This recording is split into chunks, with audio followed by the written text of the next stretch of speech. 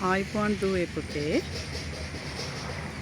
අපි දැන් මේ ඉන්නේ වැවක් ආශ්‍රිතව. ඒ කියන්නේ ජලජ පරිසරයක් ආශ්‍රිතව. ඔයාලගේ 6 වසර අන්තිම පාඩමේ තියෙනවා ආහාර ජාල සහ ආහාර දාම පාඩමට අදාළ ආහාර සම්බන්ධතා කියන පාඩම.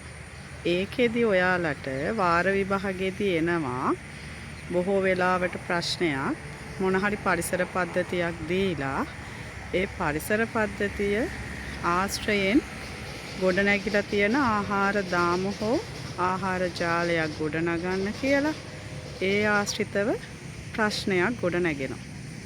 ඒ ප්‍රශ්නෙට උත්තරයක් දී ඔයාලා ඒ පරිසර පද්ධතිය තුළ තියෙන ශාකයකින් ඒ කියන්නේ නිෂ්පාදකයෙක්ගෙන් තමයි ඕගොල්ලෝ ආහාර දාමය හරි ජාලය හරි ආරම්භ වෙන්න ඕනේ.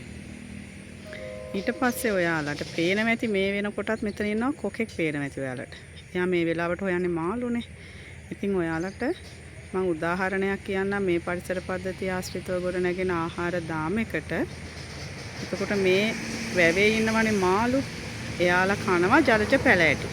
එතකොට අපි ජලජ පැලෑටියකින් පටන් ගත්තොත් ජලජ පැලෑටි කනවා මාළුවව කනවා කොකා. තව වැව ආශ්‍රිතව ඉන්න පුළුවන් කිඹුලා. එතකොට මේ කොකාව කනවා කිඹුලා. එතකොට අපි ගොඩ නැගුවේ පුරුක් 3ක ආහාර දාමයක්. මේ වගේ ඔයාලට දීලා තියෙන පරිසර පද්ධතිය ආශ්‍රිතව ආහාර දාමයක් ගොඩනැගීමේ හැකියාව තියෙන්න ඕනේ. ඔයාලා හොඳින් මතක තියාගන්න ඕනේ ආහාර දාමය ආරම්භ වෙන්න ඕනේ හරිත ශාකයකින් කියන එක හොඳින් මතක තියාගන්න ඕනේ. ඒ වගේම දෙවන පුරුක විදිහට ශාක භක්ෂකයෙක් හෝ සර්ව භක්ෂකයෙක් අනිවාර්යෙන් යොදා ගන්න, මාංශ භක්ෂකයෙක් යොදා ගන්න එපා. එහෙනම් මේ ප්‍රශ්නෙට උත්තර ලියනකොට ඔය කරුණු ටික හොඳින් මතක තියාගන්න.